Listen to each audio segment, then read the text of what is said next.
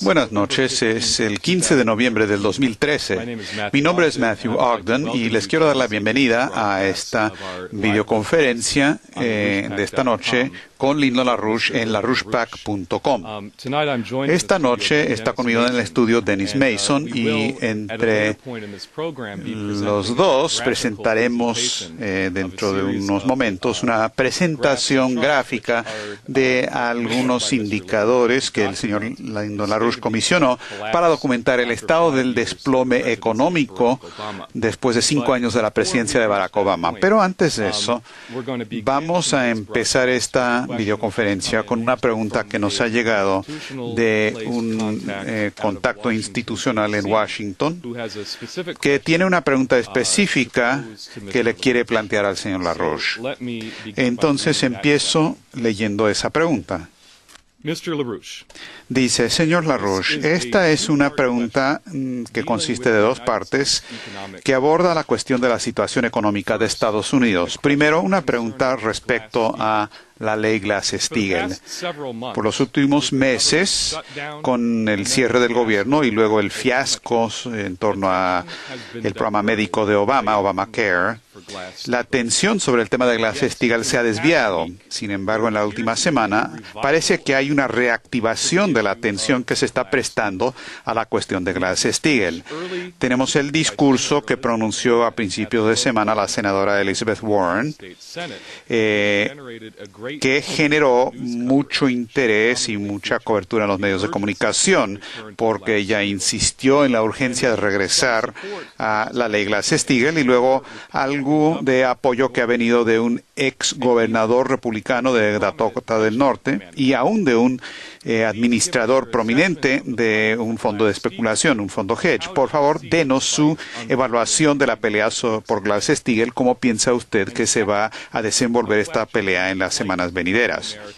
La segunda pregunta tiene que ver con la situación terrible del pueblo americano, estadounidense, porque en los últimos años ha habido un patrón claro de caída de los ingresos de un gran porcentaje de los hogares estadounidenses.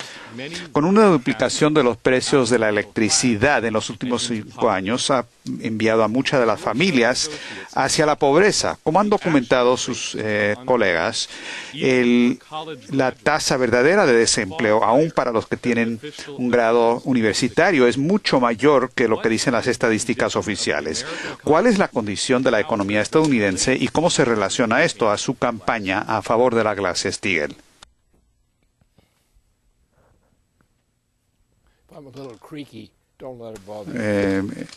Sí,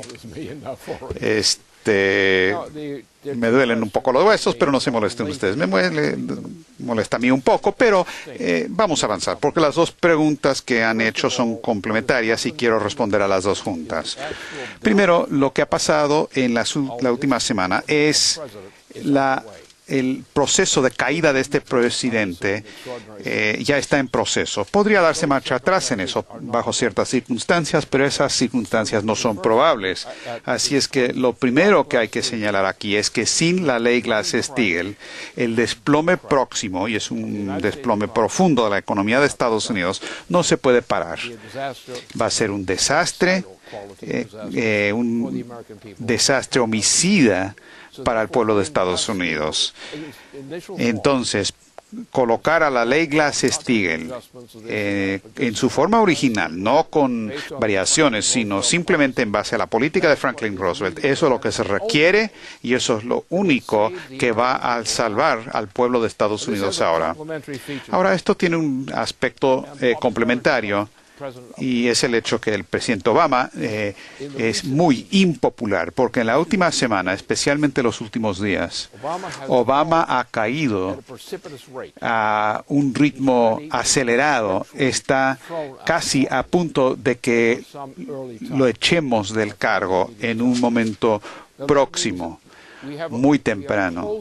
Eso quiere decir que estamos más cerca a la ley Glass-Steagall de lo que la mayoría de la gente había pensado que estaríamos en el último periodo. Pero si logramos imponer Glass-Steagall, hay otras cosas que se tienen que hacer en base al restablecimiento de Glass-Steagall. Y esa parte es muy importante. Estamos en este momento esencialmente en quiebra, estamos en bancarrota. Y lo que pasa con los fondos de Wall Street y cosas parecidas simplemente es el contenido de la bancarrota. Ahora, ha habido un plan que he planificado en Estados Unidos, Europa y otros lados, que es una política de genocidio que fue generado hace algunos años oficialmente y de manera repetida por Su Majestad la Reina de Inglaterra. La intención aquí, como se ve en las leyes que el gobierno de Obama ha adoptado, pero también lo que estaba pasando aún antes con el presidente George Bush, es que había un plan para reducir la población de Estados Unidos y del planeta. Y para el planeta en su totalidad, del planeta, la política ha sido y es ahora, y que es vigente ahora, es reducir la población humana del planeta de 7.000 millones de personas a 1.000 millones, pero a un ritmo acelerado. Y esto es lo que dice y es la perspectiva inmediata de la reina de Inglaterra. Entonces, lo que ha pasado es que toda la estructura ya está colocada en su lugar, especialmente en el segundo periodo, el segundo gobierno de Obama, que es un ritmo acelerado de desplome y la situación por el momento es aparentemente algo donde no hay esperanza. La tasa de mortandad va a acelerar de manera muy rápida y, aunque es muy necesario reactivar la Glass-Steagall, hay que entender cuál es la relación de Glass-Steagall reactivado y la prevención de lo que es en este momento un desplome que ahora nos embiste y que va a tener un efecto genocida. Esto ya está en proceso internacionalmente en la región del transatlántico. La bancarrota de los gobiernos está en proceso. La bancarrota general, bancarrota sin esperanza. Lo que ha pasado en Grecia, por ejemplo, en España, en Portugal, es simplemente una indicación de lo que va a ocurrir en toda Europa. Y por lo tanto, tenemos que tomar Glass-Steagall como algo que tiene dos aspectos. Primero, es la única manera de parar este problema, la única manera de salvar a Estados Unidos y salvar a otras naciones también por medio de nuestro ejemplo. Esa es una parte, pero la otra cosa es que tenemos que inmediatamente crear nuevas instituciones para reemplazar, para llenar el vacío dejado por la bancarrota de la mayoría de las naciones europeas que están en bancarrota irremediable. Estados Unidos técnicamente está en quiebra. Lo único que mantiene eso son valores ficticios, porque no hay ningún apoyo sólido para la recuperación de la economía de Estados Unidos. Por lo tanto, aunque el establecimiento de Glass-Steagall inmediatamente va a crear una plataforma que nos capacita para poder reorganizar la economía, pero no nos podemos quedar cruzados de brazos con Glass-Steagall nada más. Tenemos que instrumentar lo que implica Glass-Steagall rápidamente, porque si no, lo que ya está colocado en su lugar está ahí ya. Pérdida de empleos, pérdida de ingresos, desastre en cuanto a la caída de los ingresos. Todo esto ya están ocurriendo y van a seguir ocurriendo. Ahora, hay que remontarnos a Franklin Roosevelt, que diseñó todo este sistema.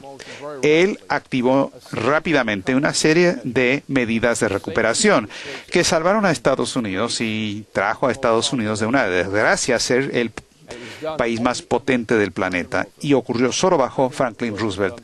No hizo nada bueno su sucesor.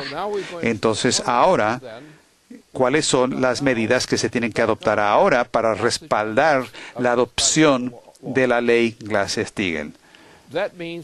Eso quiere decir que vamos a tener que crear reformas. Primero, la existencia de Glass-Steagall como una nueva ley va a eliminar el papel, o buena parte del papel, del sistema bancario que existe dentro de Estados Unidos. Es decir, el sistema bancario de los juegos de azar de Wall Street. Así es que Wall Street pasa a la bancarrota, porque la primera cosa con Wall Street, vamos a acabar con el poder que tiene Wall Street de saquear a Estados Unidos y a su pueblo. Pero ahora tenemos que hacer, como lo hizo Roosevelt en su momento, es darle seguimiento a Glass-Steagall con un apoyo federal para la recuperación económica.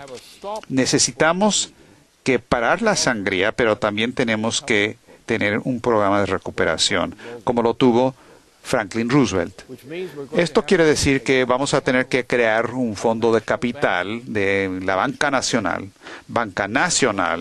no esta cosa loca que estamos haciendo ahora en Wall Street, pero vamos a tener que crear crédito federal que se utilizará bajo la discreción del gobierno para financiar el empleo y programas parecidos de educación, entre otros, para reconstruir la economía de Estados Unidos para beneficio del pueblo de Estados Unidos.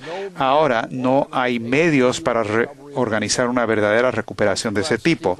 Una vez que se adopte Glass-Steagall, luego podemos usar la ley federal para establecer medidas de un sistema de crédito y el tipo de requerimiento y programas que se requieren y de rescate como los que adoptó Roosevelt en los 30 y más adelante. Y eso es lo que nos permitió seguir adelante en la Segunda Guerra Mundial. Así estamos y es la manera de abordarlo. Así es que la idea de que es que se requieren dos pasos. No puede haber un sistema de crédito al estilo de Roosevelt sin tener previamente Glass-Steagall. Pero una vez que se tiene Glass-Steagall no se puede crecer más allá de eso sin estas medidas del sistema de crédito. Y en pocas palabras, hay mucho más que se puede decir para explicarlo, pero en pocas palabras es el único programa. Esto viene de manera ominosa en cierto sentido, viene porque el actual presidente Obama está hundiéndose en su popularidad. Se está desmoronando y no se acerquen demasiado porque va a oler feo.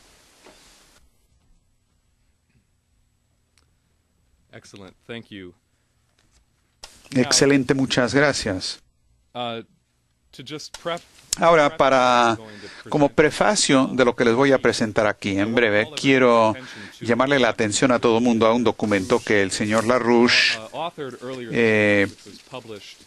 publicó esta semana, se publicó a mediados de esta semana en la página de LaRouche PAC, se llama La crisis hiperinflacionaria actual, peor que la de Weimar. Al inicio de esta declaración usted escribe: yo nací el 8 de septiembre de 1922, al comienzo del proceso del infame colapso hiperinflacionario de la economía de la República de Weimar en Alemania de 1923. Ahora, la amenaza a la economía transatlántica a la fecha es una amenaza mucho peor y prácticamente inmediata, en tanto que el actual presidente estadounidense Barack Obama siga en la presidencia. Ahora, lo que pretendemos hacer ahora con una serie de gráficas es ilustrar el desplome de la economía física de Estados Unidos y el crecimiento de un proceso hiperinflacionario, una burbuja peor que Weimar, ya que tanto desde la eliminación de Glass-Steagall en 1999 y luego la elección de Barack Obama en el 2008. Así es que, si pueden presentar la primera transparencia, por favor. Esto se llama agregados financieros mundiales. Ahora, hay diferentes cálculos que se han hecho de la cantidad total de lo que se presenta aquí en esta transparencia. Como pueden ver aquí, los agregados financieros constan aquí de tres categorías: las bolsas de valores, las deudas en general y luego derivados financieros. Y pueden ver que los derivados en rojo es la gran mayoría de los agregados financieros que se presentan aquí. Ahora, según las estadísticas del Banco de Pagos Internacionales, los derivados son más o menos 700 billones de dólares. Sin embargo, según otros cálculos, incluidos los de la revista EIR, es muy probable que la total real sea el doble de ese número. Entonces, lo que se ve aquí es que, aunque desde el 1980 ya había un crecimiento de la burbuja de los derivados, en el 99, que fue cuando se eliminó oficialmente Glass-Steagall, acuérdense, en esas 2 décadas previas a la eliminación de la ley, estaban minando lo que Glass-Steagall por las acciones de Alan Greenspan y la Reserva Federal. Pero después del 99, después de que se eliminó oficialmente, la burbuja de los derivados empleados estalla. Y eso aumenta hasta el 2007-2008, que pueden ver ahí que se queda estancada la burbuja. Lo que debería haber ocurrido es que toda esa burbuja financiera ficticia se debería haber desplomado, se hubiera desaparecido. Pero en vez de eso, empezando con el gobierno de George Bush, pero luego continuando con el gobierno de Obama, la emisión cuantitativa, la política de emisión cuantitativa se adoptó y eso condujo al apoyo de esa burbuja que indicamos. Ahora, en esta transparencia que están viendo aquí, lo que vemos es que en el 2008, con el aumento de la emisión cuantitativa, que es la línea negra superior, de manera acumulada hemos llegado al punto que por la compra de bonos por parte de la Reserva Federal ha habido casi 4 billones de dólares en dinero ficticio que se ha generado en la economía de Estados Unidos. Lo que se ve junto con eso es que los depósitos bancarios, que es la línea intermedia, la azul, se han disparado a la vez que los bancos depositan el dinero que se emitió. Sin embargo, esos depósitos bancarios de ninguna manera se han emitido hacia la economía real.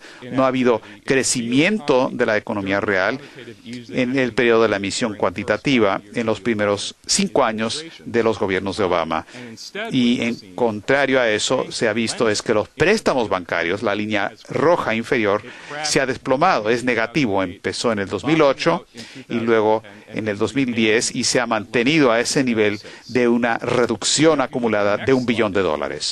En la siguiente transparencia pueden ver lo que realmente ha pasado con la economía física real. En la medida en que la emisión cuantitativa ha gobernado, han dominado desde el 2008 y aún regresando al 99, que es cuando se elimina Glass-Steagall, se ve una caída constante en la tasa de participación laboral.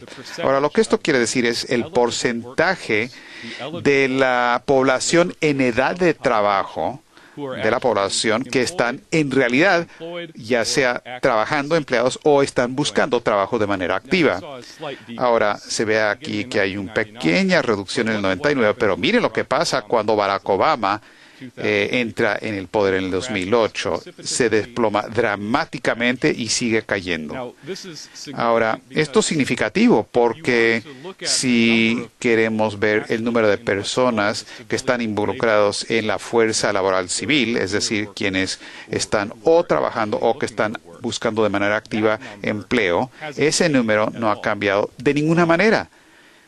Ese es el número de llamado empleo real de los que habla tanto Obama. Pero el punto al que vamos es que no ha habido crecimiento en la fuerza laboral activa desde que entró al cargo Obama.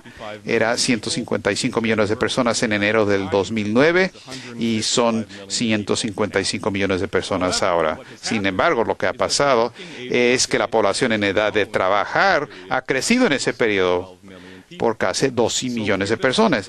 Y entonces, ¿a dónde fueron esos 12 millones de trabajadores potenciales? ¿Dónde fue ese aumento de 12 millones de personas de la fuerza laboral? Nunca aparecieron en la fuerza laboral. Entonces, a la vez, el número total de la fuerza laboral civil, los empleados y quienes están buscando empleo, a la vez que eso se ha mantenido absolutamente estable, el número de adultos en edad de trabajar o se ha reducido porque gente simplemente ha dejado de buscar trabajo por demasiado tiempo y quienes nunca entraron a la fuerza laboral, quienes salieron de la escuela y nunca han entrado a la fuerza laboral, no han trabajado. Y ese número ha crecido de 80 millones de personas a fines del 2008 a 91,4 millones hoy. Es decir, hay una cantidad de 12 millones de personas invisibles en este país que básicamente no existen como parte de la fuerza laboral de Estados Unidos.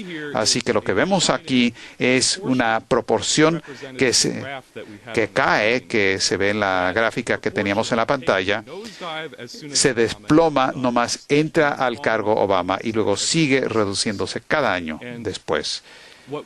Lo que sabemos de los estudios es que el empleo verdadero en Estados Unidos durante el gobierno de Obama ha llegado al punto el desempleo real ha llegado al punto de casi 26 millones de personas.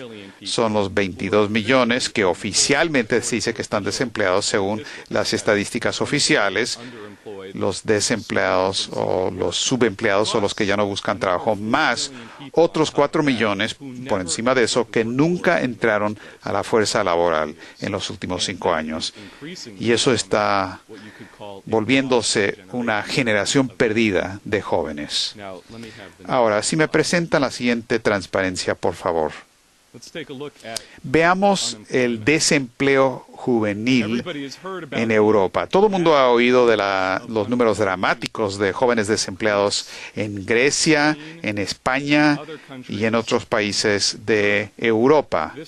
Esta gráfica indica que desde el 2008, de nuevo, el comienzo del gobierno de Obama y también el comienzo del programa de los regímenes de austeridad y rescate de los bancos en Europa, los porcentajes de desempleo real de los jóvenes se han duplicado y en casos se han triplicado en estos países. Esto se calcula por los que están entre 16 y 24 años de edad. Tenemos el caso de Chipre, que es la línea inferior verde, que ha subido de 9%. Se ha duplicado a más de 18%. Tenemos Irlanda, que ha subido de 10% a 30%. Tenemos Italia y Portugal, que han subido de 20% a casi 40%. Y luego tenemos el caso de Grecia y España, que se han triplicado de 20 y pico hasta casi 60%. Así que estos números ni incluyen quienes, por estar desalentados, han dejado de buscar trabajo, y tampoco incluye el éxodo masivo de jóvenes que han emigrado de estos países desesperada en búsqueda del trabajo. Ahora, la siguiente transparencia aquí. Esto nos da una representación de la misma información, pero aquí lo vemos como mapa. Pueden ver en el 2008, el primer año del gobierno de Obama, vemos que hay 6 países en Europa que tienen desempleo juvenil de más del 20%, los indicados en color rosa. Pero en la siguiente transparencia vemos lo que pasó con el desempleo de los jóvenes ya para el año 2012. 11 países con desempleo juvenil de 20 a 30%, 5 países con desempleo entre 30 y 40%, y hay 3 países con desempleo juvenil mayor al 40%. Así que, pero no digan que, bueno, eso es la situación de Europa, eso ocurre allá, en otro lado, está cruzando los mares. Nunca podría pasar aquí. Vean el mismo periodo de tiempo, los 5 años desde que ha estado el gobierno de Obama. Podemos ver este periodo de tiempo aquí en Estados Unidos. Este es el año del 2008, el año en que entra el gobierno Obama. Vemos 3 estados en el país donde tienen desempleo juvenil mayor de 30%. Desempleo real. En este caso incluyo quienes están desempleados o subempleados forzosamente y quienes tienen empleo marginal o conexión marginal a la fuerza de trabajo, incluidos los que han sido desalentados y ya no buscan trabajo. Son los estados de Michigan, 34%, Rhode Island con 31% y California con 30%. Ahora, en el año 2013, 5 años del gobierno de Obama, 30 estados en Estados Unidos tienen desempleo juvenil mayor al 30% o subempleo juvenil. O sea, el desempleo verdadero.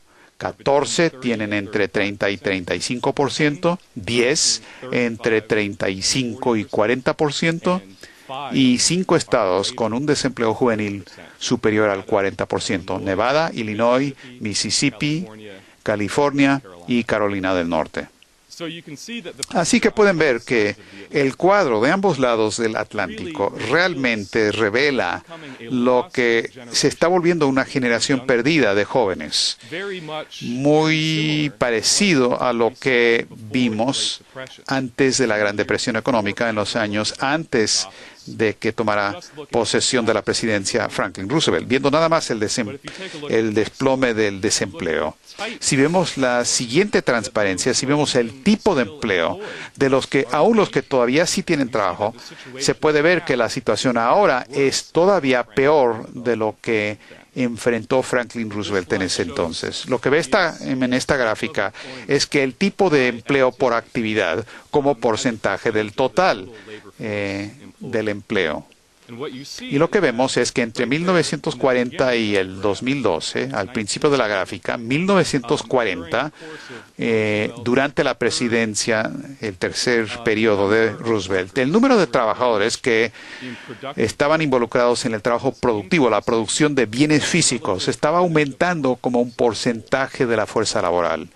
Y claro, esto era durante la movilización de guerra, durante el periodo del arsenal de la democracia. Sin embargo, tan pronto como muere Roosevelt y tan pronto como entra Truman a la presidencia, ese aumento se empezó a ir en la otra dirección. Y en vez de crear empleos de trabajadores adiestrados en manufacturas y demás, se empezó a crear un sector de servicios de trabajadores de corbata. Y la relación en esos dos tipos de trabajo empezó a tener un efecto inverso, y después de que asesinaron a los hermanos Kennedy hasta principios de los 70, irónicamente en 1971, que es el mismo año en que el señor LaRouche había pronosticado de manera singular la crisis que azotó al sistema financiero y la economía en ese entonces bajo Nixon. En ese momento, en 1971, 70-71, el porcentaje de personas empleadas en el sector de servicios excede el número de personas, el porcentaje total, empleada en la producción de bienes tangibles. Y desde entonces lo que ha habido es una disminución paulatina de la economía real, un desplome paulatino que nunca ha cambiado, mientras que los llamados servicios, incluyendo los servicios financieros, han aumentado de manera continua y han tomado control total de la fuerza laboral de Estados Unidos.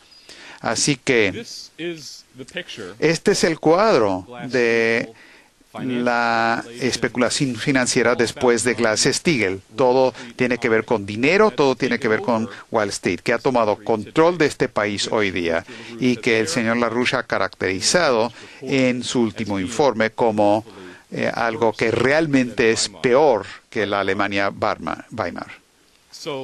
Así que quiero darle a Lynn la oportunidad de responder a lo que acabo de presentar, pero también tenemos un segundo elemento que da unos detalles más específicos en cuanto a la producción de alimentos, de atención médica, en cuanto a los bienes físicos que se requiere para mantener a la población de Estados Unidos. Pero primero, si quieres responder primero sobre esto, antes de presentar la segunda parte, o podemos presentar a la segunda parte ahora.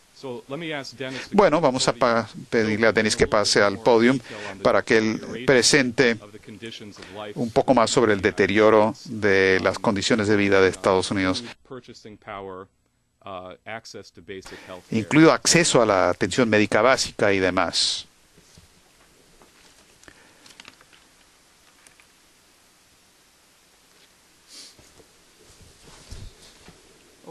Muy bien. Entonces, Lynn, lo que habías dicho respecto a la política de despoblación y la tasa de mortandad, que esto aumentaría, no es algo que ocurriría a una distancia en el futuro, sino que es algo que ya está ocurriendo. Si vemos la primera gráfica, para quienes sí tienen trabajo y pueden seguir trabajando. La capacidad de seguir viviendo se ha vuelto cada vez más y más difícil en el transcurso de la última década y media y especialmente desde el gobierno de Barack Obama. Aquí podemos ver algunos ejemplos de productos básicos: electricidad, manzanas, carne de res, harina, papas, y sus precios han aumentado entre el 2000 y el 2012. Y como se puede ver aquí, en el caso de carne de res, harina, papas, casi se ha duplicado en cuanto a su precio. Y lo mismo, como se menciona en la primera pregunta de la discusión de esta noche, como él indicó, en la duplicación de los precios de electricidad, hay estas presiones. Ahora, la parte verde en estas barras representa el porcentaje del aumento de estos precios. Se cubre por el aumento de los salarios o los ingresos nominales de la población de Estados Unidos, y que cubre aproximadamente 20% en este lapso, pero todo lo demás, lo que excede eso, simplemente es inflación, hiperinflación y robo. Mirando con un poco más de detenimiento esto, si vemos en la segunda transparencia, esta es la reducción en el consumo de carne per cápita en Estados Unidos de 1990 al 2012. Si ven, lo primero que quiero señalar, si se ve cuando entra al poder Obama en el 2008, se ve una reducción dramática en el consumo per cápita de carne. Esto es en libras totales, totales que se venden. No es una proporción por hogar, sino la cantidad total. Una cosa que señalaría aquí es que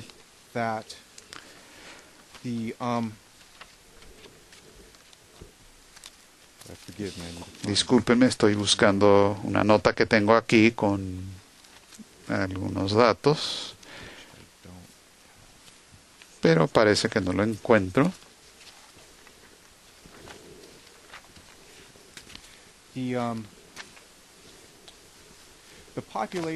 La población en 1990, que es cuando empieza gráfica, era de 250 millones de habitantes.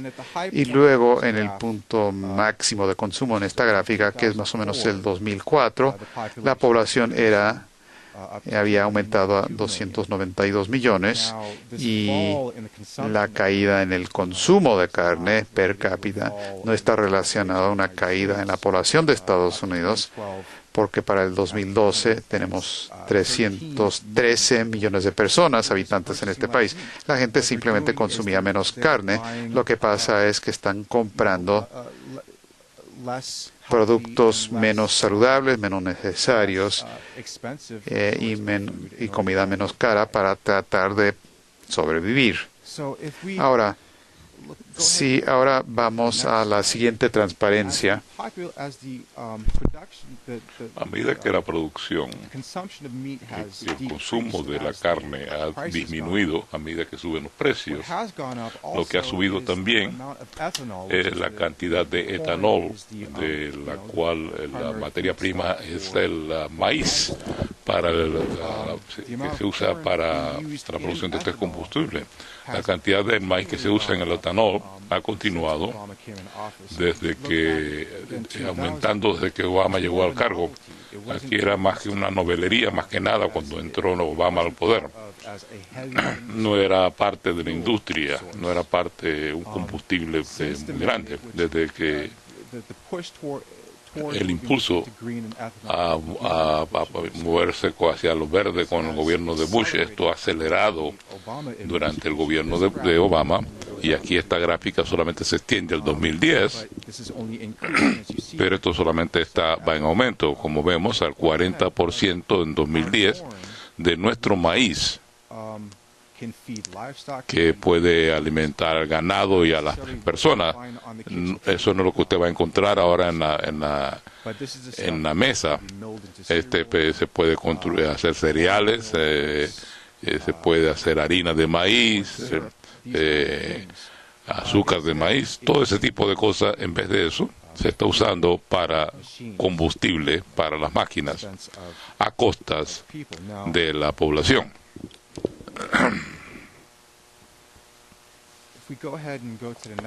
Si vamos a ver la próxima diapositiva, aquí estamos hablando de la agricultura nuevamente. Lo que esto muestra es la proporción de ingresos que vienen de fuera de la agricultura y de lo que ganan de la agricultura de las familias que son familias agrícolas, son agricultores. ¿De dónde vino su ingreso? Que viene de la venta y compra de ganado, la venta y compra de maquinarias, a las personas que miembros de la familia que trabajan en la fábrica o que tienen un empleo donde no hay fábricas ahora mismo. Así que vemos en los almacenes o algunos de los servicios de detalle. Okay.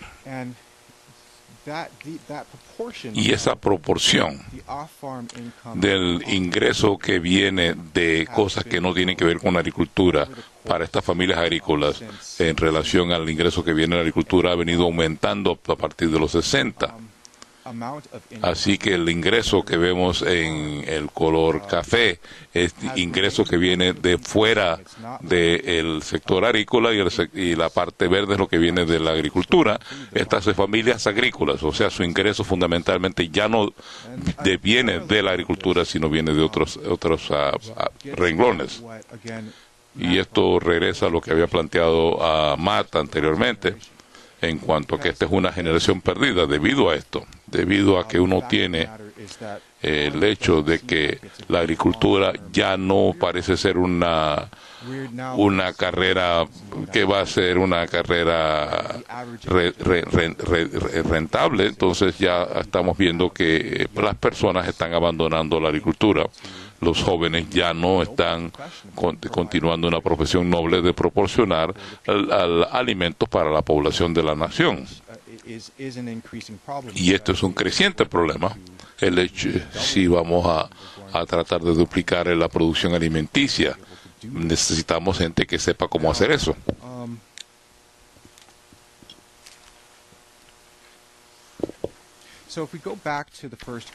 Así que si regresamos a la primera gráfica,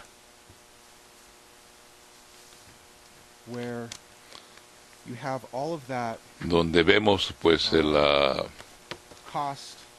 costos que han ido en aumento debido a la hiperinflación. Como dije, este dinero no va a los agricultores. Una anécdota: estaba hablando con un caballero en la calle de Washington DC, un agricultor que había venido a cabildear al Congreso. Dice: si usted toma una cajeta de cornflakes, por ejemplo, para hojuelas de maíz, el agricultor de eso solamente recibe centavitos, aunque se vende a dólares, y el resto se gasta, va a las grandes empresas, va a los derivados financieros.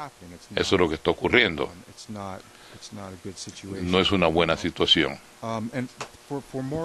Y en cuanto a esto, tenemos una conferencia del Instituto Schiller en Washington. Hicimos la conferencia y pueden encontrar eso en el sitio, el portal electrónico nuestro. Debido a esta dificultad de poder comprar alimentos, tenemos a mucha gente que depende del programa de los cupones alimenticios que ofrece el gobierno. Y esto representa ya, estas cifras son para el 2012. Lo que esto muestra, y yo sé que es difícil verlo en las pantallas que están viendo ya sea en unos de sus teléfonos celulares o una pantalla más pequeña, pero lo que muestra es la cantidad de personas que están dependiendo de estos cupones alimenticios, el programa de asistencia alimenticia del Estado. Las partes más oscuras, estamos hablando del 10 a 15% de la población, y las partes más claras, estamos hablando más de un guarismo del porcentaje de la población que depende de El 14% de la población quiere decir que es uno de cada 7 estadounidenses. Así que no estamos hablando solamente de un grupo de pobreteros que están tratando de ser vividores. Estamos hablando de que muchas personas en la categoría del subempleo que dependen de estos cupones alimenticios para poder sobrevivir, para poder asegurarse de que si no ellos, por lo menos sus hijos, tengan suficiente alimentos para consumir. Esta gráfica aquí les muestra, y que nos viene del Consejo de Gobiernos Estatales, no muestra el cambio en el número de personas que pertenece a la nómina de personas que reciben cupones alimenticios. Pero lo que les puedo decir es lo siguiente: si usted se remonta al 1990, era el 8% de la población de Estados Unidos que dependía de estos cupones alimenticios del Estado, estas subvenciones. En el 2004, todavía estábamos hablando como 8% de la población, que eran como 23 millones de personas, de las 292 millones de personas que dependían de estas subvenciones para la compra de alimentos de parte del Estado estadounidense.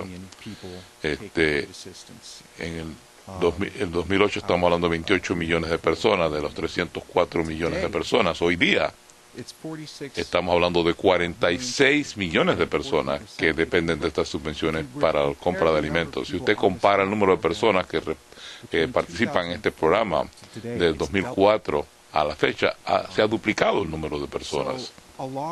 Así que junto con el desempleo también tenemos a personas que necesitan ayuda para poder sobrevivir, para poder comer. Hay otro elemento que quisiera mencionar. Podemos pasar a la próxima diapositiva, que es el asunto de la atención médica. Lo que esto muestra es donde hay acceso a hospitales de atención crítica en el país. En el último año, a medida que se ha puesto en marcha este programa de atención de Obama, de atención médica, se está recortando la atención médica. Quiero señalar algunas cosas clave. Una es que el apoyo para los hospitales pequeños y rurales se está reduciendo. Hay un programa que se llama, bueno, digámoslo de la siguiente forma. Los hospitales para acceso para situaciones críticas que se pueden que se están recortando con la intención de ahorrar decenas de miles de millones de dólares. Por ejemplo, en Iowa, donde había 80 de estos hospitales rurales para acceso en situaciones críticas, el 70 de esos hospitales se eliminarían 70. En Wisconsin se eliminarían 53. Y hay cierta resistencia a esto que viene del Congreso para que esto no ocurra. Pero este es un solo aspecto. El otro es que se está reduciendo también los pagos del programa de subvención médica, Medicare. Cuando uno tenía a las personas que no podía pagar por su atención de salud, se convertía en una deuda. Entonces venía el programa Medicare, que es un subsidio para las personas que requieren atención médica, y la gente podía seguir funcionando. Eso, la intención también es reducir eso, y también en la atención sin compensación para pacientes de caridad también se va a reducir. Se ha reclasificado la atención para los pacientes, así que si usted está en el hospital menos de 2 medianoches, le llaman la regla de las 2 medianoches, el hospital solamente recibirá el servicio para la atención médica a un paciente ambulante, a diferencia de un paciente interno. Entonces la decisión es si van a poder ofrecer cierto tipo de atención de emergencia, si no van a recibir la compensación con esta nueva regla.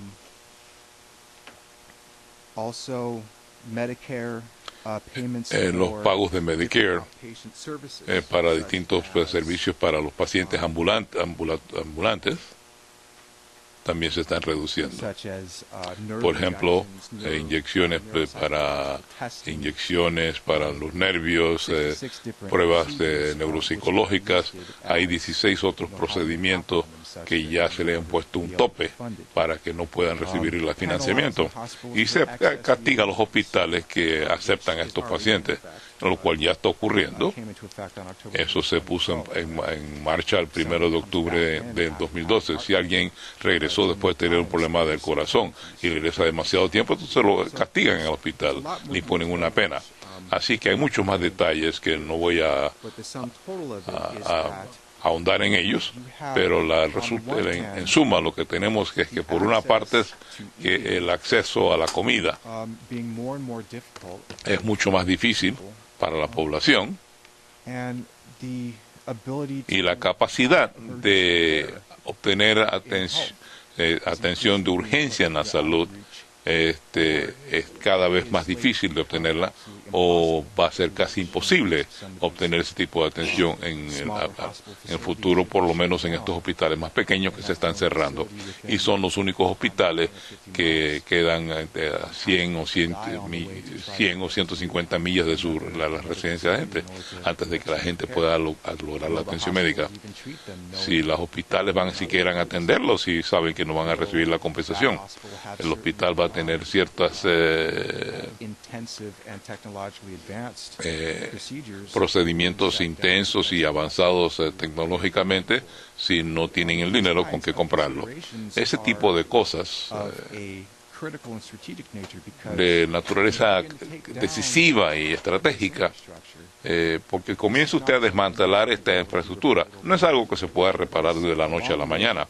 Esto, junto con la destrucción de ciertas manadas de ganado, esto toma generaciones reponerlo. Pasa lo mismo cuando uno destruye la atención médica, y se lo dejo a usted para que usted amplíe sobre el tema. El problema no es un problema económico como tal. Los problemas de detalles económicos, porque eso no es el problema. El problema fundamental es la intención por parte de naciones transeuropeas, transamericanas, que seguir las instrucciones, las recetas específicas de la reina de Inglaterra de reducir la población de su número actual de 7.000 millones de personas en el mundo en su totalidad a menos de 1.000 millones. Esta es la política, la norma explícita de la reina de Inglaterra, y la reina de Inglaterra es la mentora, digamos, de Obama. Así que esta pauta que ya ha venido continuo como una cosa a largo plazo de destruir la población de Estados Unidos y de Europa, y también del resto del mundo. Lo que tenemos ahora es una situación relativa en la cual Asia, o partes de Asia, que son áreas bien sobrepobladas, todavía no han sido golpeadas tan fuertemente como Europa y el continente americano, pero están por recibir ese golpe y están a punto de ser destruidas. Esta tensión es lo que lleva la situación a la amenaza de una guerra termonuclear.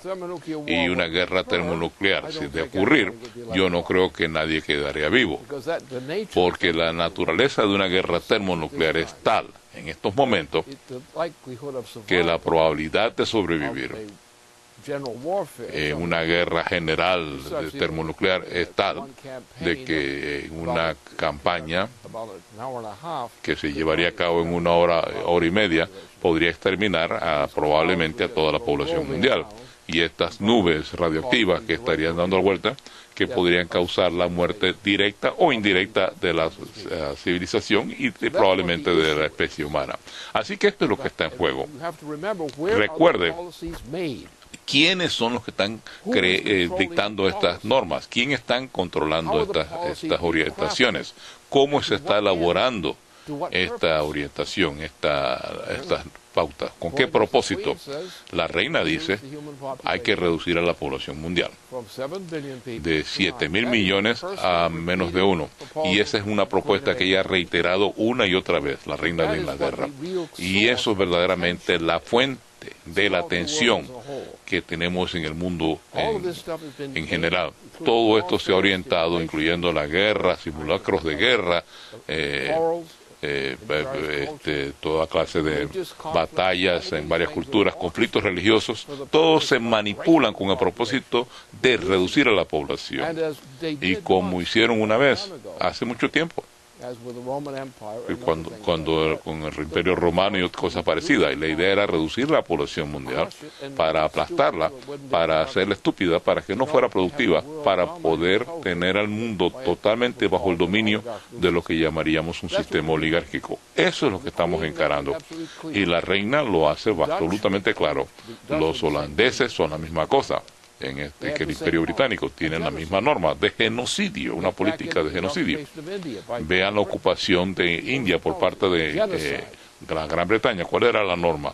Genocidio. En otras partes del mundo era genocidio.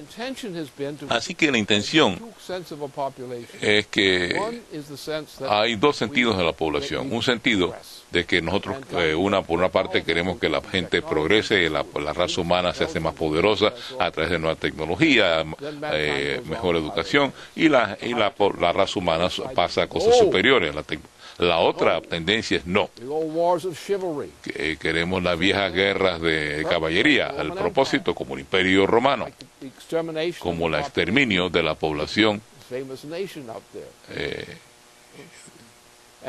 Y por tanto, la norma de genocidio, de destruir a la población, reducir a la población en número y también hacerla más estúpido. Esta es la política que se está aplicando en este momento.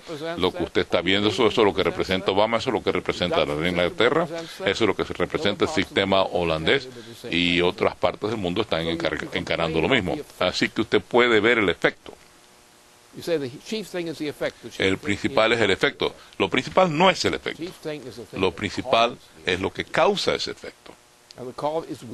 Y esto es adrede, es el principio oligárquico, que muchos estudiosos lo conocen muy bien. ¿De dónde salieron los Estados Unidos? Salieron de Nicolás de Cusa, en realidad, una figura prestante, religiosa y científica de aquella época.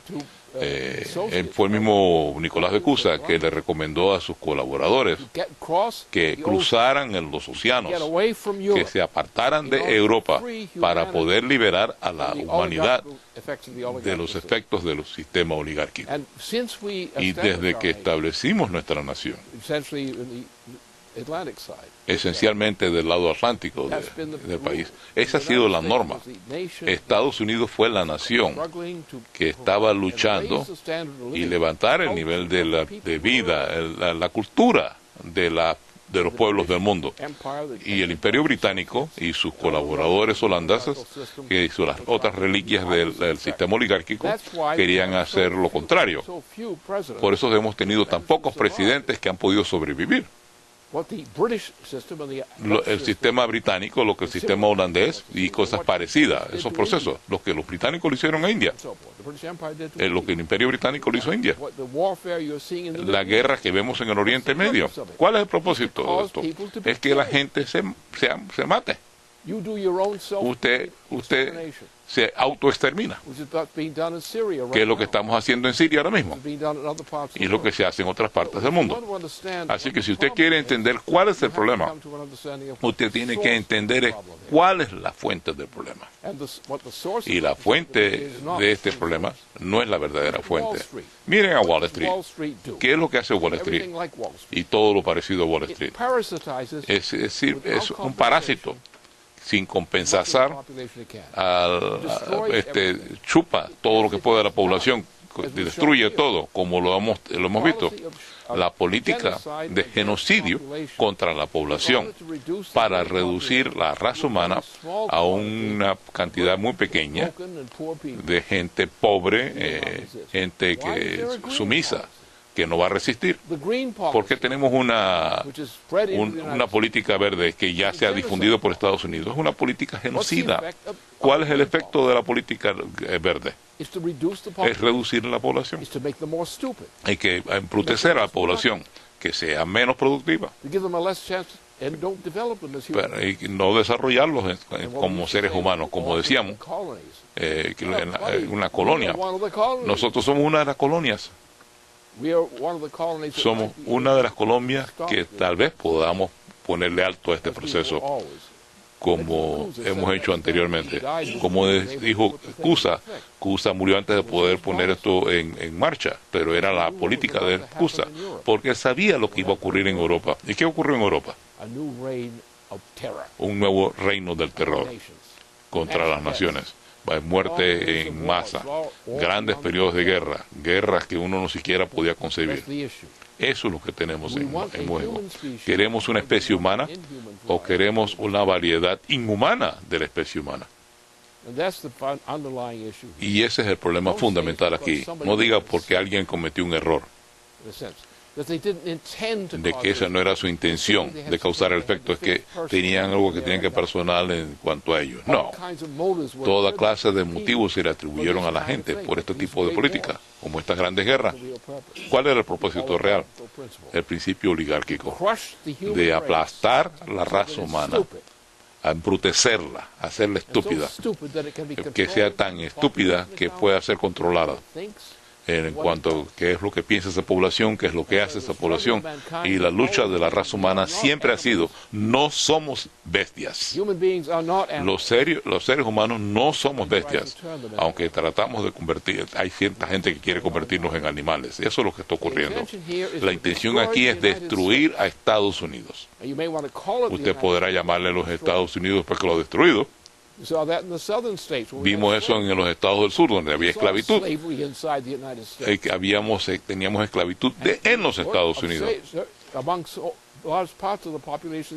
Y el legado de la esclavitud todavía existe en Estados Unidos, en gran parte de la población de Estados Unidos. Ese es uno de nuestros principales problemas internos. Y todavía se usa como herramienta para debilitar a Estados Unidos, crear disensión en cuanto a cuál debe ser la orientación del país.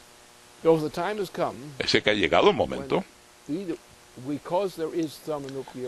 debido a que tenemos este poder termonuclear, la fusión termonuclear y otras armas termonucleares, y mire la cantidad de armas termonucleares que tenemos en Estados Unidos y alrededor del mundo hoy mismo. Vea las fuerzas militares que están alineadas a lo largo de Asia, en Europa, aún en África y demás. El mundo está listo a cometer suicidio en masa en guerra sobre asuntos de este asunto, sobre el principio oligárquico. Miren los hechos. No le preste atención a lo que dicen los periódicos. No tome estos chismes como si fueran la noticia, información. El hecho es que existe una política, una orientación de que está destruyendo a Estados Unidos desde el asesinato de Kennedy. Esa orientación desde el asesinato, la economía de Estados Unidos a partir de entonces ha ido en descenso per cápita, en vez de un crecimiento per cápita. Mire la pobreza que tenemos, mire las condiciones de vida, miren las normas de vida. Todo está apunta en una sola dirección. A Europa se le está destruyendo, se está autodestruyendo, como hemos visto aquí. Y lo que necesitamos entonces es que la gente nuevamente de Estados Unidos que fue creado como un esfuerzo indirecto de Nicolás de Cuso, nosotros en Estados Unidos y en otras partes de las Américas especialmente, que reflejamos el mismo proceso, creamos unos Estados Unidos en nuestra parte del mundo. Y esos Estados Unidos fueron lo suficientemente exitosos para inspirar a los europeos a combatir contra las atrocidades en su propia región del mundo y ayudarnos a nosotros, de la misma forma que lo ayudamos a ellos, a establecer un orden que es un orden anti-oligárquico. Esa es nuestra intención. De eso que se trata esto. Se reduce a un problema práctico que llamamos a principios de esta operación.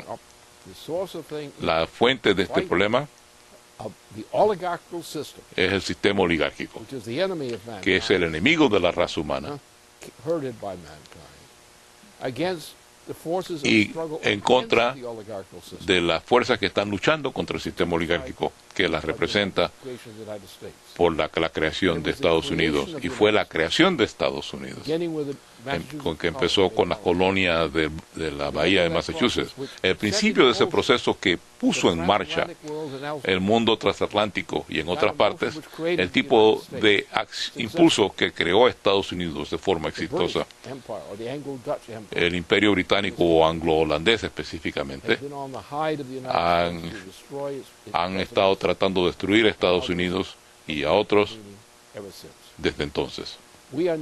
Nosotros se nos está destruyendo en este momento por orden de el payaso de los británicos que se llama Barack Obama. Él es un títere de la reina de Inglaterra. No hay duda alguna sobre eso. Las políticas de ella son las políticas de él. Ella tiene una política: reducir la población del planeta de 7.000 millones de personas a 1.000 millones de personas. Esa es la política de ella. Esa es la política de él. Eso es lo que hace él en la práctica. Esas son las instrucciones que él tiene. ¿Cómo crees que hemos venido a surgir todas estas atrocidades? Porque a alguien se le ocurrió una mala idea. ¿Qué hay detrás de esto? ¿Qué es Wall Street? ¿Qué es Wall Street? Es una extensión del Imperio Británico. Es el Imperio Británico que controla Estados Unidos. Remóntese en la historia. Remóntese al siglo XIX, principios del siglo XIX. Bueno, ¿qué ocurrió? El Imperio Británico en aquella época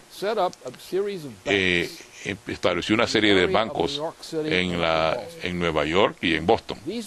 Esos bancos se convirtieron en los instrumentos que, bajo el control de la monarquía británica, controlados abiertamente, directamente, explícitamente por la monarquía británica. Teníamos presidentes que eran agentes de la monarquía británica. Muchos presidentes fueron agentes abiertos, explícitos de la monarquía británica. ¿Qué hemos hecho nosotros? Ceder a una serie de traición contra nuestra propia nación, a aceptar a nuestro país que ha invadido, a gente que ha invadido nuestro país, que ha causado que nosotros nos hayamos cometido autosuicidio, con políticas, con instituciones financieras. Estas son las cosas que han arruinado a Estados Unidos. Lo que ha quedado todavía hasta el presente, todavía queda Estados Unidos.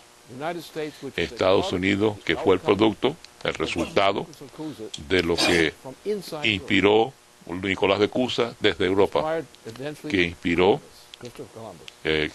a la larga a Cristóbal Colón y a otros pioneros para que cruzaran el Océano Atlántico y construyeran una nación o una nación casi nacional al otro lado del océano. Esto le dio la oportunidad a Europa a librarse de su propia corrupción, porque nada había funcionado.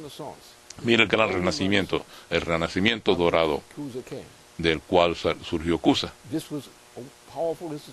Esta fue una institución poderosa, una de las instituciones más poderosas que jamás haya existido, pero se aisló por las reliquias del sistema oligárquico y por tanto se apretó en Europa.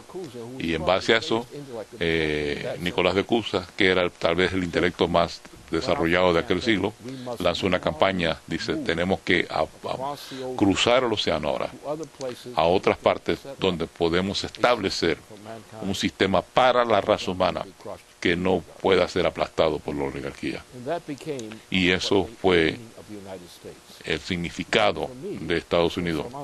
Eso para mí y para otra gente todavía sigue siendo el significado de Estados Unidos.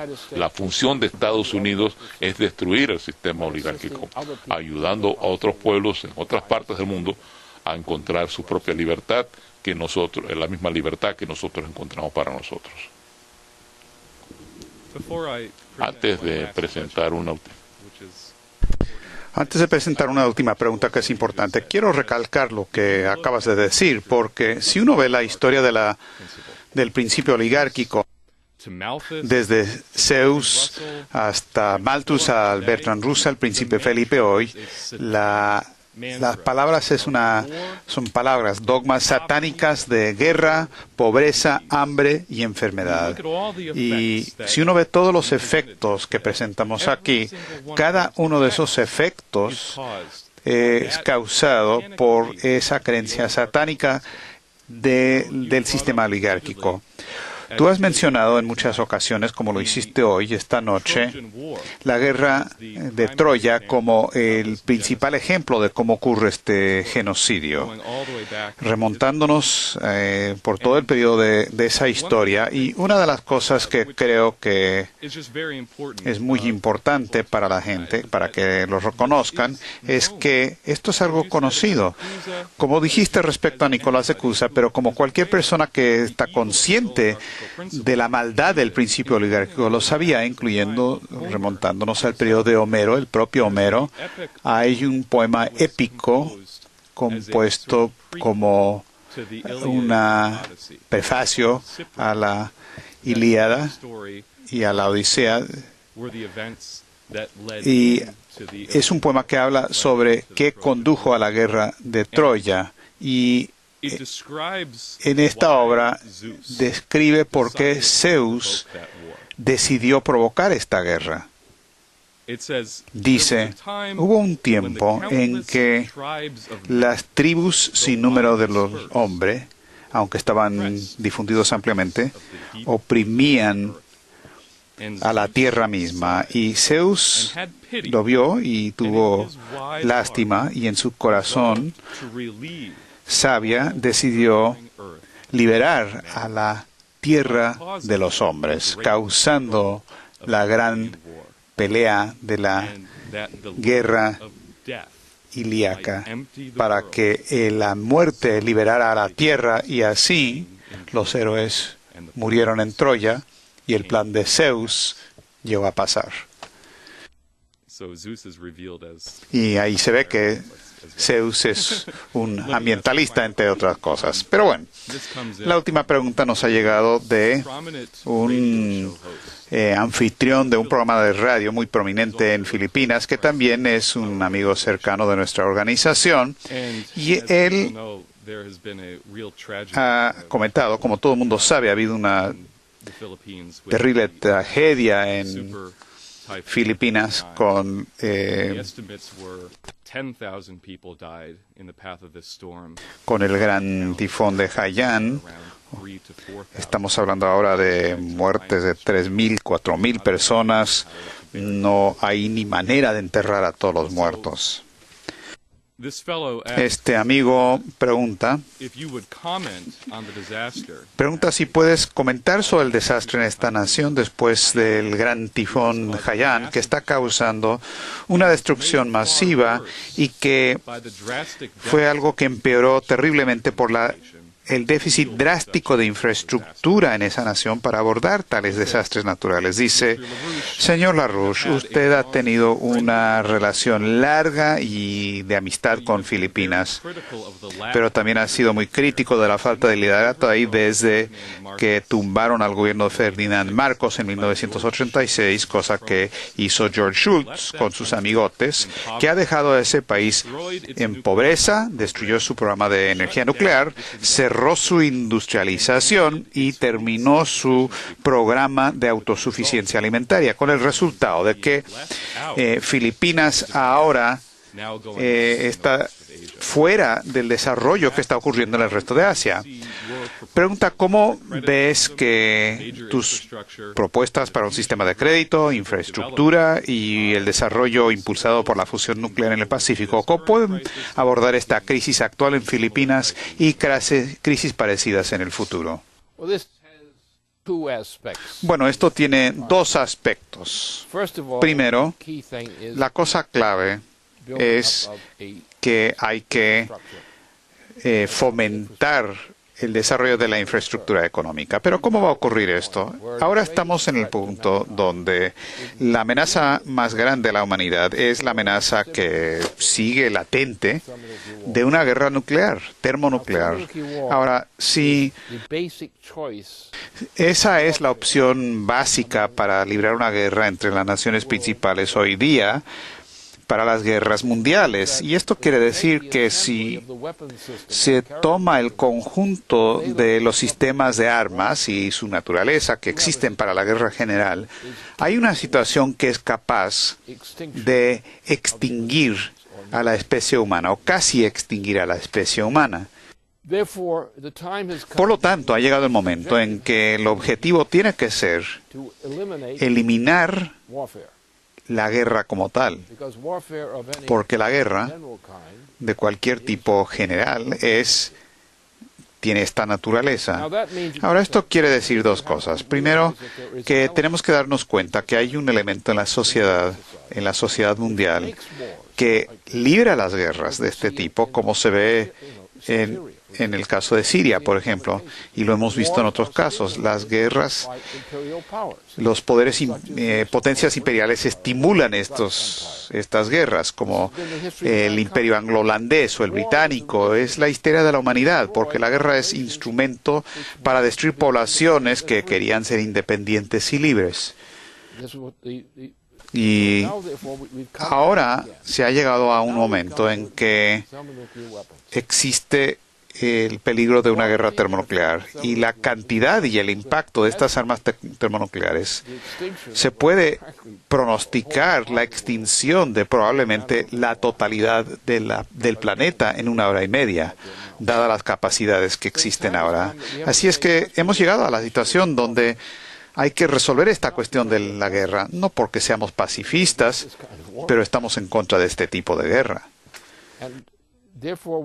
Y por lo tanto, tenemos que movilizarnos en base a eso. Tenemos que parar esta manipulación donde se atizan las pequeñas guerras y se extienden, por ejemplo, en la guerra de Irak, que fue algo absolutamente innecesario. Fue el regalito de Tony Blair a toda la región. No había razón alguna, ninguna razón para iniciar esa guerra. Pero tuvimos a un presidente Bush en ese momento, y tales presidentes, los Bush, no deberían estar en el cargo, deberían colocarse en otro lado. Entonces ahora hemos llegado a esto con Obama: guerras falsas, fraudulentas, asesinatos en masa. No hace falta la guerra a estas alturas. Hay casos donde se tiene que imponer formas de limitar los peligros y hay maneras de hacerlo, pero estas naciones se corrompen y hay un instinto hacia la guerra, donde no es necesaria la guerra. Lo que sí es necesario son los programas que previenen eso. Y lo que tenemos que hacer es que tenemos que utilizar una de las grandes armas que tenemos a nuestra disposición. La gran herramienta psicológica que tenemos es Marte. Y desarrollar sistemas de defensa en contra de asteroides bien fastidiosos que podrían extinguir también al planeta con un solo impacto. Así es que hay muchas cosas que hacer, pero lo principal es que tenemos que educar a la humanidad. Tenemos que tomar a las principales naciones del mundo o partes de esas naciones que reconocen lo que significa la guerra termonuclear, especialmente cuando se trata de que estamos al borde del precipicio de una guerra tal. El potencial está ahí. Por lo tanto, eso es lo que hay que parar. Eso quiere decir que requerimos de objetivos nuevos. Primero, tecnología avanzada, tecnología muy avanzada. La fusión termonuclear ha sido, desde principios de los 70, ha sido la fusión termonuclear la mejor opción para impulsar el progreso en el mundo. Ahora, para nosotros, en nuestra operación, es lo que queremos nosotros. Eso es lo que se requiere en el Pacífico ahora, porque hay una condición terrible de la región del transatlántico, como se ve en nuestro propio país, casi destruida. Hemos destruido buena parte de nuestra capacidad para sobrevivir, sino la capacidad de vivir. Y ha llegado el momento de que tenemos que crear una nueva alianza entre naciones, y creo que se puede hacer. Si Estados Unidos se deshace de este problemita que tenemos dentro del país ahora, creo que podemos lograr el acuerdo con Rusia, forma parte de esa indicación, otras naciones forman parte de esa indicación. Ha llegado el momento para eliminar este tipo de guerra. Acciones policíacas necesarias, muy bien, está bien, pero la guerra, eso hay que pararlo, porque la guerra, en serio, es guerra termonuclear, y el potencial de una guerra termonuclear es la extinción de la especie humana. Por lo tanto, tiene que despertar la especie humana si es que quiere sobrevivir. Y hay cosas muy específicas que deberíamos estar haciendo hacia ese objetivo, esa política. Pero creo que ahora tenemos, con el tipo de alianzas que están brotando en defensa, el rechazo, el repudio que se ve en el mundo en base a lo que Obama ha llegado a representar. El mundo está listo en buena medida. Existe la influencia en diferentes naciones del mundo para terminar de una vez por todas con este proceso horrendo. Y si logramos contemplarlo, considerarlo bien, podemos lograr que las naciones soberanas, que aún son soberanas, porque la soberanía es algo muy importante, porque hay que integrar la personalidad del pueblo. No puede venir alguien a decir que sea rey y diga, ustedes son ahora mis sujetos. No. Eso no es una forma de construir una nación, pero sí uno puede lograr que los líderes de las naciones, si pueden reconocer el interés general y encontrar metas comunes, no tienen que ser idénticas, pero tienen que ser metas en común. Si hacemos eso, podemos salvar a la civilización. El otro lado de este cuadro, una vez que hemos logrado y hemos presentado la idea entre suficientes personas en suficientes naciones, ha llegado el momento para hacer exactamente eso. Y creo que, como vemos en las calles, por así decirlo, Obama está cayendo. Si eso será algo permanente, definitivo, no se sabe todavía, pero Obama ahora aparentemente políticamente está condenado a su destrucción y la gente está preparada cada vez más para expulsarlo del cargo y dejar a las ceremonias a un lado. Bajo esas condiciones, quizás hemos llegado al punto donde el grado de sufrimiento en el sector del transatlántico, como en nuestra propia nación y en otras, es tal que probablemente podamos llegar a tal acuerdo si podemos incluir a Rusia, que está dispuesta y lista, China está lista, India probablemente también, y así por el estilo. Así es que la disposición está ahí si se les puede asegurar que existe una opción garantizada y que las circunstancias mismas nos ofrecen. Tenemos que lograr el cambio y las circunstancias que promueven eso, hay que volver que sea la realidad de la intención de lograrlo. Hemos llegado al momento en que eso es, desde un punto de vista práctico, se ha vuelto obvio. El gran obstáculo es la política verde, es la política troyana, es la política oligarca, es la política de hacer que la gente sea estúpida y también hambrienta y moribunda. Entonces, lo que tenemos que hacer entre gente dirigente en el mundo, que estos locos que están produciendo todos estos desastres, y a estos tipos hay que silenciarlos y callarlos, y la gente cuerda de las naciones que se dan cuenta lo que es el problema, lo que es el peligro. No hay una sola nación en el planeta que no se vea amenazada hoy día, amenazada principalmente por estas consideraciones. Tenemos que lograr que gente seria se den cuenta que lo que es nuestro objetivo no es una guerra con otra nación, sino que nuestro proyecto es lo que nos puede salvar a la humanidad de grandes objetos, de asteroides que flotan en el espacio, que con un solo impacto, si hacen un impacto con el planeta, nos pueden destruir a todos. Ese es el enemigo. Marte es algo que no recomiendo que la gente vaya a Marte para nada. Es una idea necia. Es una idea antigua. ¿Por qué? ¿Por qué hacer eso? Podemos colocar en Marte de una manera, el futuro más o menos cercano, si es que hacemos esto, podemos colocar instrumentos, herramientas en Marte para controlar lo que pasa en la superficie de Marte. Podemos desarrollar las tecnologías para lograr eso y podemos utilizar a Marte de esa manera como uno de los lugares que podemos controlar para controlar el espacio solar, para protegernos de la posibilidad de que nos impacten estos grandes objetos que pueden destruir al planeta. La defensa del planeta es lo que está en juego. Y eso no quiere decir que hay que ir a otro planeta sino quiere decir parar estas amenazas, que ya es algo endémico en nuestra parte del sistema solar, y hay que prepararnos para defendernos de eso. Y también la humanidad se va a extender su futuro de la vida en este planeta al futuro de administrar, manejar una parte entera del sistema solar. No vamos a tocar las otras partes del sistema solar en mi vida específicamente, pero digamos en esa región hasta Marte, en el sistema solar, podemos y debemos desarrollar sistemas que controlamos desde la Tierra, que serán un medio para lograr ese objetivo. El hombre no se considerará como terrícola, sino que se va a considerar como gente que vive en la Tierra, nacidos en la Tierra, pero que están administrando y manejando una parte importante del espacio solar. Ese debe ser nuestro objetivo. Creo que eso tiene que ver con la idea de la solidaridad, las metas comunes de la humanidad. Con eso concluimos nuestra videoconferencia esta noche. Muchas gracias, Lynn. Y gracias también a Denis por estar conmigo y, por supuesto, el equipo técnico para que todo esto funcionara. Y gracias por estar con nosotros y sigan sintonizando y buenas noches.